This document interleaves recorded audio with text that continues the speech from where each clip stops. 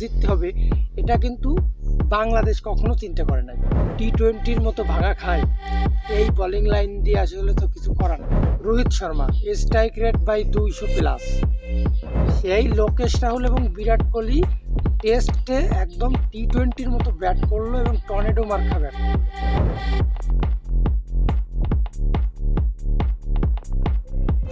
বাংলাদেশ যে এই টেস্টটা ড্র করতে পারবে না, বা ইন্ডিয়া যে এই টেস্টটা 7 উইকেটে উইন হয়ে যাবে, এইটা মনে হয় বাংলাদেশের কেউ চিন্তা করে নাই। এমনকি বাংলাদেশের কোনো প্লেয়ার বা টিমের যারা স্টাফ আছে, কোচ থেকে শুরু করে টেকনিক্যালে, তারা কেউ স্বপ্নেও ভাবে নাই এই ম্যাচটা ইন্ডিয়া জিতে যাবে। টানা 2 দিন বৃষ্টি, প্রথম দিন মাত্র একটা সেশন খেলা হয়েছে, তো এতে টেস্টের নির্ধারণ ধরে নেওয়া যায় যে ড্র হয়েছে অথবা খেলা পরিত্যক্ত হবে। কিন্তু ইন্ডিয়া যে পুরো পরিকল্পনা করছে যে হাতে 2 দিন আছে, আমাকে এই 2 দিনে ম্যাচ উইন করতে হবে, আমাদের এই 2 দিনের ভিতরই ম্যাচ জিততে হবে, এটা কিন্তু বাংলাদেশ কখনো চিন্তা করে নাই। বাংলাদেশ এই চিন্তাও করে নাই যে কি করে আমরা ম্যাচটা জিততে পারি, কি করে ম্যাচটা ড্র করতে পারি। বাংলাদেশ বৃষ্টি হলে হলো, বৃষ্টি না হলে খেলবো, এই চিন্তাধারা নিয়েই খেলতে নামছে। আর ইন্ডিয়া পুরো শখ করছে যে আমরা বাংলাদেশকে যত তাড়াতাড়ি আউট করতে পারি এবং প্রথম ইনিংসে আমরা যত তাড়াতাড়ি রান তুলতে পারবো, তত আমরা পঞ্চম দিনে বেশি সময় পাবো। যে কারণে তারা টেস্ট খেলাটাকে টি-20 বানায় দিল, টি-20-র মতো ব্যাট করলো।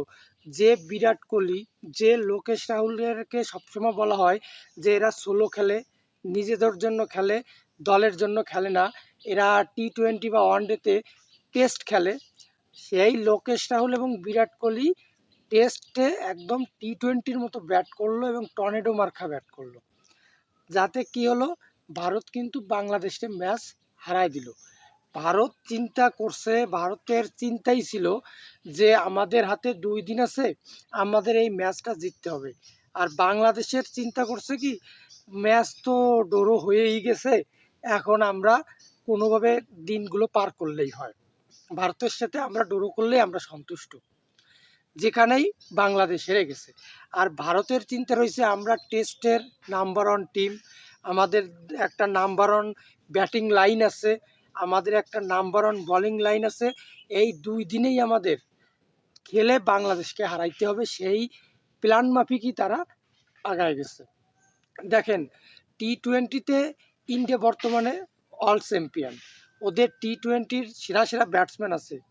জয়সওয়াল 22 বছর বয়স, ছোট বিশাল ধামাকা ভাই, ছোট প্যাকেট বিশাল ধামাকা।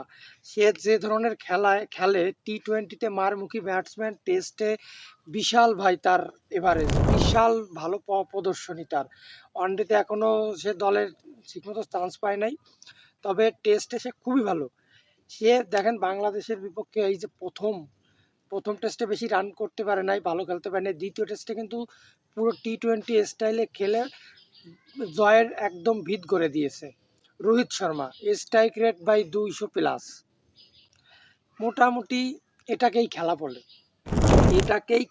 এটাকেই বলে টিম ওয়ার্ক।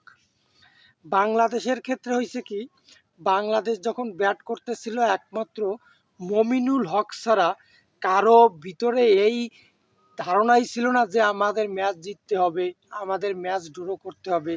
তারা এরকম যে মানে ওই যে পরের ভুইতে চাষবাস করে না, কিষান দিতে গেছে, হঠাৎ করে বেলা হয়ে গেছে উঠে আইছে, বাংলাদেশের অবস্থা তাই। যে কি করে ভালো খেলতে হবে, কি করলে ম্যাচ জিততে পারি, কি করলে আমাদের সামনে সুযোগ থাকবে, এ ধরনের চিন্তা নাই। গেছি ব্যাট করতে নামছি, লিটন কুমার দাস, সাকিব আল হাসান, মুশফিকুর রহিম, সাদমান হোসেন, শান্ত, এদের যে লেভেলের ব্যাটিং করা উচিত ছিল অন্তত পঞ্চম দিন, এরা কিন্তু করে নাই। এদের যে কোনোভাবে আজকের দিনটা ঠেকাইয়া শেষ করে দেওয়া উচিত ছিল, তাহলে ইন্ডিয়াকে টোটালি ব্যাট দেওয়াই ঠিক হয় নাই। তা না, তারা যাইয়া উইকেটগুলো বিলাই দিয়েছে। যদিও এখানে রবীন্দ্র জাদেজা, অশ্বিন বুমরা, এদের প্রশংসা করতে হবে। এরা বিশ্বমানের বলার, খুব দুর্দান্ত বল করছে। এদের বিপক্ষে ব্যাটিং করা খুবই কষ্টকর, বিশেষ করে ইন্ডিয়ার মাটিতে আরও পঞ্চম দিন। তারপরও বলবো অনেক দায়িত্ববান হইয়া অন্তত এই ম্যাচটা, এই 2 দিন বাংলাদেশের খেলা লাগতো খুব দায়িত্ব নিয়ে। বোলিংয়ে ভালো করতে পারে নাই। বোলিংয়ে টেস্টের মতো জায়গায় বল করতে নিয়ে জিয়া যদি T20-র মতো ভাঙা খায়, এই বোলিং লাইন দিয়ে আসলে তো কিছু করার নাই। তবে সাকিব এবং মেহেদী হাসান মিরাজ 4-4টি উইকেট নিয়েছিল, খুব ভালো লাগছে। তবে এই টেস্টে আমাদের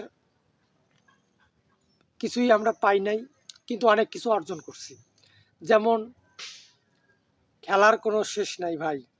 খেলা শেষ বল পর্যন্ত, খেলা শেষ মিনিট পর্যন্ত খেলার সুযোগ তৈরি করা যায়। যদি জেতার ইচ্ছা থাকে জেতা যায়, জেতার মন লাগবে তাহলেই জেতা যাবে। ভেঙে পড়লে চলবে না, আশা ছেড়ে দিলে চলবে না। যেটা ইন্ডিয়ার কাছ থেকে বাংলাদেশ টিমের শেখা উচিত, কি করে একদম ড্র হওয়া ম্যাচ কি করে জিততে হয়। তবে বাংলাদেশ নিয়ে আর সমালোচনা করতে আমার ইচ্ছা করে না। ম্যাচটা আমি দেখছি, বিশেষ করে সাকিব আল হাসানের জন্য আগাটুকরা দেখছি, কারণ সাকিব আল হাসানের জীবনের শেষ ম্যাচ ছিল। তবে এই ম্যাচটা যদি ভারতের বিপক্ষে বাংলাদেশ ড্র করতো, তাহলে আমি মনে করতাম খুব সুন্দর একটা মুহূর্ত হইতো। কিন্তু যাই হোক, ড্র হয় নাই। ভারত খুবই ভালো খেলে, সেরা ম্যাচ খেলে, বিধ্বংসী ইনিংস টেস্টে খেলে তারা উইন হয়েছে। তাদের এটা প্রাপ্য ছিল। ধন্যবাদ সবাইকে।